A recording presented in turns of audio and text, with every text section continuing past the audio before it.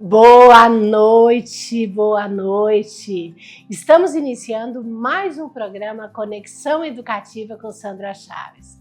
É uma alegria estar com você para mais um encontro dedicado ao conhecimento, à reflexão e à informação por meio da educação. Eu sou Sandra Chaves, fundadora e diretora do ICG, Instituto da Consciência, uma instituição que há 17 anos contribui para a formação de profissionais por meio dos cursos de pós-graduação, capacitação e formação de corretores. Quero começar agradecendo a você que nos acompanha.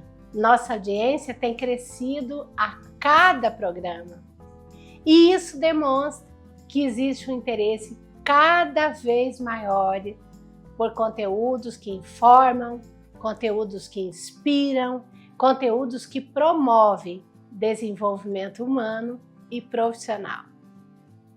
Muitas pessoas estão me perguntando nos comentários dos nossos programas se eu acredito que programas como esse podem fazer a diferença na educação.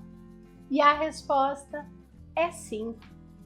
O Conexão Educativa colabora sim com esse propósito. Hoje eu tenho a alegria de receber uma convidada muito especial, Suiane Bueno da Silva. Prazer, professora, seja bem-vinda, boa noite. Prazer é meu, muito boa noite a todos. Que bom. Professora Suiane é uma educadora, pesquisadora, professora dos cursos de pós-graduação do ICG e uma apaixonada pela alfabetização. Sua atuação tem contribuído para formar professores, para fortalecer processos e também na formação de crianças, que são seus dois filhotes, e de educadores. Psicopedagoga, neuropedagoga, mestra e doutora em História. É pouco? É muito. E tem muito mais, mas eu vou passar logo para essa convidada maravilhosa. Professora, vamos lá então. Vamos começar falando um pouco de você. Antes da profissional, quem é você? Então, antes de ser uma professora apaixonada pelo que eu faço, pela pesquisa e por dar aulas, eu sou mãe, e agora sou mãe de dois. Mãe de dois. E mesmo antes do processo, da maternidade, eu já vinha me inserindo, nessa ambientação da literatura, via a importância de tudo isso. E sendo mãe de dois, eu tenho o propósito, com eles, de transformá-los em, como eu costumo sempre dizer a eles, são pequenos leitores que procuram ter uma biblioteca incrível, para que eles possam, antes do processo, da escolarização, eles estarem ali adaptados à literatura, e a literatura com toda a sua multiplicidade, com toda a sua interação, tudo aquilo que ela proporciona. Então você é uma educadora, doutora, eu li para vocês, doutora em História, mestra em História também, é casada, tem as suas crianças e hoje um dos seus objetivos, além da vida profissional, é também cuidar deles com esse olhar especial para a literatura, para os livros, para as histórias. É isso mesmo, professora? É isso mesmo. Está ali nesse processo de inseri-los nesse ambiente. Nesse ambiente. É tão rico, É interessante. Eu vou me soltando e eu tenho dito, nos programas e nas entrevistas, porque as pessoas perguntam por que eu vim para o Conexão Educativa, Eu vim para cá porque a TV Alegria, ela tem a educação na veia. E eu tenho muitos anos de educação. E eu tô falando isso porque eu tô vendo a gente, professora, olha aqui, ó. Eu aqui e a professora com seus livros ali. É isso, o livro, a escrita faz parte da nossa vida, professora? É um convívio, É uma relação social. É uma relação. Professora, você formou-se, fazer mestrado não é fácil, eu tenho mestrado e não é nada fácil. Você tem mais do que mestrado, você é doutora. Depois você se especializou na psicopedagogia, depois na neurociências, E aí, de repente, você tá forte também com a literatura. Como é que surgiu isso para você, em você? Então, é uma trajetória que é muito processual, né? Então, eu fiz todo o mestrado e o doutoramento, né, em História Clássica, e a partir desse momento eu já tive muito contato, né, com os livros. E eu trabalhei com algumas turmas, e sempre que eu trabalhava, né, com crianças, com adolescentes, eu sempre procurava levar o trabalho documental, né, o trabalho com os trechos, com as estrofes, com a leitura. E aí aquilo foi florescendo, diríamos assim, né? Essa é a palavra, o florescimento. E aí fiz a especialização, né, em psicopedagogia, em neurociências, adentrei o espaço da alfabetização e do multiletramentos, e aí fiz esse pequeno aporte que se tornou depois um grande repertório, que é a literatura infantil, que eu costumo dizer que é esse mundo, né, do palavrear, né? Que é exatamente estar, né, preparando os nossos, né, pequenos, grandes leitores e formadores. Então, me apaixonei nisso, em preparar, né, os educadores, os nossos profissionais, os nossos professores, para que eles possam, né, estar trabalhando isso nas suas salas de aula, nas suas oficinas. Eu procuro trabalhar muito com oficinas, porque é na oficina que eu gosto de levar, né, o livro e toda a variedade dele, como trabalhar, toda a sua classificação, toda a sua categorização. Você trouxe tantos livros, mostra para nós, professora. Trouxe Por que muitos, você escolheu, né, estes? É uma biblioteca muito grande, né, então eu consegui trazer de forma limitada, mas trouxe alguns. Antes de você falar, eu tenho acompanhado a professora no Instagram, e eu vejo que ela posta as crianças e é tudo baixinho.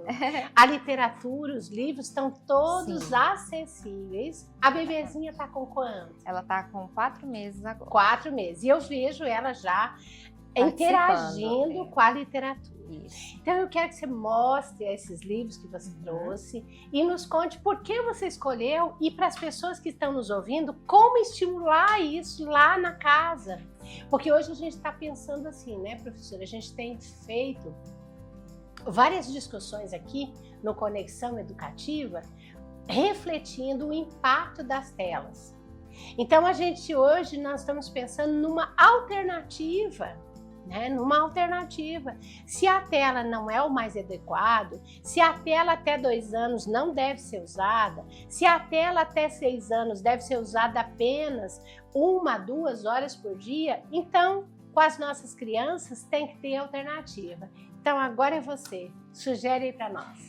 Então, primeiro de tudo é montar, né, você organizar o ambiente, e eu adoto a pedagogia Montessori, que é deixar tudo que a criança possa ter interação, ela possa ter escolha, ela possa ter essa autonomia. Então eu organizei, né, e criei todo um ambiente em casa que pudesse estar permitindo que eles tivessem essa liberdade de ir lá ter, né, o canto de leitura, escolher, ter um momentinho da leitura. Então tudo é nomeado. Eu nomeio tudo. Esse é o nosso momentinho de leitura, esse é o espaço da leitura, né? E aí nós vamos categorizando os livros para eles poderem estar ali, né, trabalhando, estarem vendo. Essa nomeação é por escrito? Aparece as letrinhas em caixa alta? Eu coloco as letrinhas, mas eu também, como eles verbalizo, oralizo, né? Porque eles estão muito nessa fase agora do desenvolvimento infantil. Então, começo com essa ambientação. Depois da ambientação, a gente vai fazendo uma classificação, né, dos livros, e eu vou trabalhando todos os dias com eles, que é o que a gente fala na alfabetização e no multiletramento, que é a questão, né, professora, da repetição. A criança, ela precisa, nessa fase do desenvolvimento infantil dela, da repetição. Então, o processo da leitura, ele precisa ser vivenciado todos os dias, cotidianamente. E para que isso se torne algo inovador, algo que a criança crie também um vínculo, né, uma interação, seja algo que ela se apaixone, precisa de ter uma variedade, né? Precisa de ter aquele jogo de cintura, seja na escolha do livro, seja na sua fala, né? Então você precisa dar entonação, você precisa fazer com que as histórias criem, né, uma repercussão emocional, física na sua criança. Então, por isso eu selecionei alguns desses livros. Nós temos que pensar a literatura não enquanto enquadramentos, caixas, nós temos que pensar ela na sua forma fluida. Então, nós temos... Forma fluida é uma forma natural, é isso? Que acontece naturalmente e vai encantando. Isso. Passa a ser uma rotina igual o mamazinho, igual o almoço. Tem o cantinho da leitura e tem a horinha da interação com a mãe, com o pai, com os adultos. Também. E com o livro. Isso. E a fluidez dela no sentido de você entender que haverá livros e livros a serem escolhidos, a serem trabalhados, e a forma de ler e lidar com eles é muito diferente.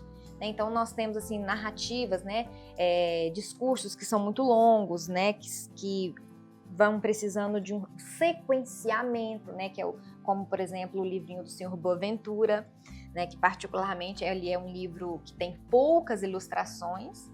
São ilustrações muito sugestivas, mas nós temos aqui uma narrativa textual muito longa que precisa ser percebida e voltar nela, porque é uma sequência para criar aquela lógica, né, da percepção da aventura do Senhor Boaventura no seu carro. Então é um livro muito espetacular. E você já lê esse para mocinha de 4 meses? Para os dois. O meu menininho hoje ele vai para 5 anos e eu comecei o processo de leitura com ele, da palavração, né, o mundo das palavras com ele, da literatura, quando ele estava exatamente com 3 meses. Colocava no carrinho, começava, e aí nós fomos construindo. Tem horário fixo para essa rotina? Não, nós não temos, é todos os dias, mas pode ser de manhã, pode ser no período da tarde e no período da noite, né? Então nós temos... E eu me envolvo muito com uma literatura infantil que ela tem a propósito.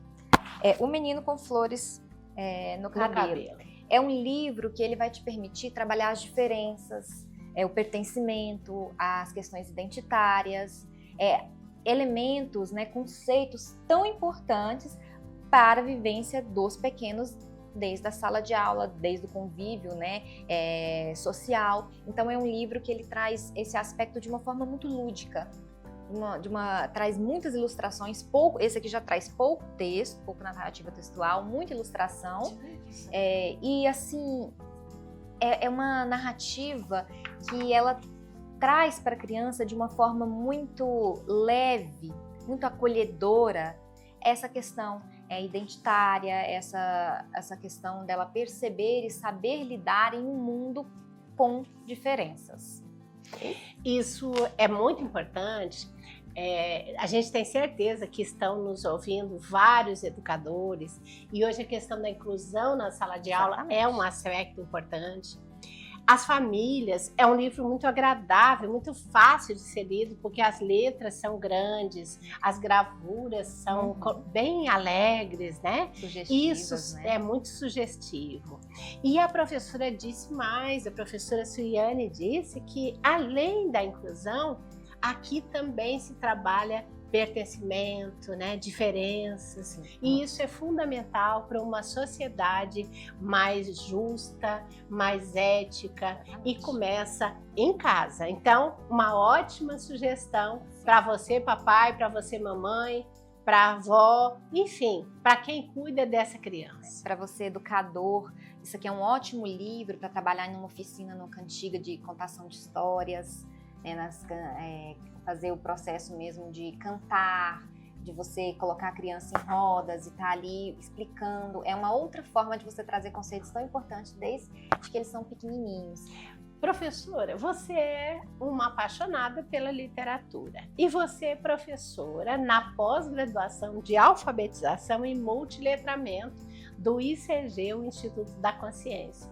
Lá você tem uma disciplina que você leva tudo isso, né? Tudo isso. Então, conversa com a gente um pouco como é essa execução da disciplina e o quanto você acha importante o educador ser despertado para esta prática e levar isso para a sua sala de aula. É uma pergunta muito interessante e que nos permite assim, uma reflexão muito profunda e muito prática, né? Ela é muito pragmática nesse sentido, porque ela dá a oportunidade da gente pensar como então uma disciplina ali que nós estamos preparando educadores e para nós que depois vamos para a sala de aula, né, ali na alfabetização ou na disciplina de literatura infantil, você, mais do que definir etapas de como se fazer a alfabetização, qual método, qual metodologia, toda essa parte muito estrutural, muito conceitual, é você entender como que eu posso fazer isso, né? Como eu posso aproximar esse processo, que é tão metodológico, a algo que de fato permita trazer resultados. E hoje a gente lida com uma sala de aula que precisa ter, né, uma variação, que precisa ter um outro olhar, outras práticas, né, outras formas de nós vivenciarmos.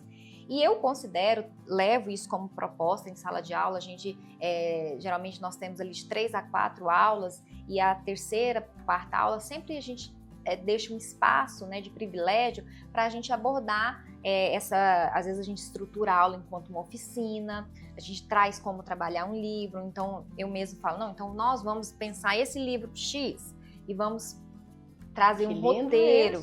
Esse aqui, por exemplo, é um livro que não é de histórias, né? Ele é um livro, então, de informações, é um livro informativo, né? Em que você vai trabalhar informações, conhecimento acerca do mundo aquático, tem do mundo dos dinossauros. Então, é um outro tipo de categoria, né, de livros que eles ficam, assim, encantados. Porque tudo é uma descoberta, né? O que é a alfabetização, né, professora? O que esses multiletramentos que a gente tanto aborda? É essa descoberta. Professora, eu vou ter que pedir licença, o nosso diretor está aqui. Vamos chamar um intervalo? Passou muito rápido o tempo, mas nós vamos ali e voltamos já já. Aguarde! O futuro que você deseja começa com uma decisão: investir em você. No ICG Instituto da Consciência, há 17 anos formando profissionais de sucesso, você encontra a qualificação que o mercado procura e as oportunidades que a sua carreira merece. Escolha entre pós-graduações com certificado de 400 até 720 horas aulas presenciais, por videoconferência ou híbridas, com material completo no Drive, professores experientes e sem TCC. Se o seu objetivo é conquistar espaço no mercado imobiliário, faça o curso técnico em transações imobiliárias, TTI. No ICG, contamos com ensino à distância com aulas e avaliações online, estágio nas melhores imobiliárias e certificação com validade em todo o Brasil. As matrículas estão abertas. Siga nosso Instagram, @ICG Consciência. Sua matrícula é o primeiro passo para o sucesso.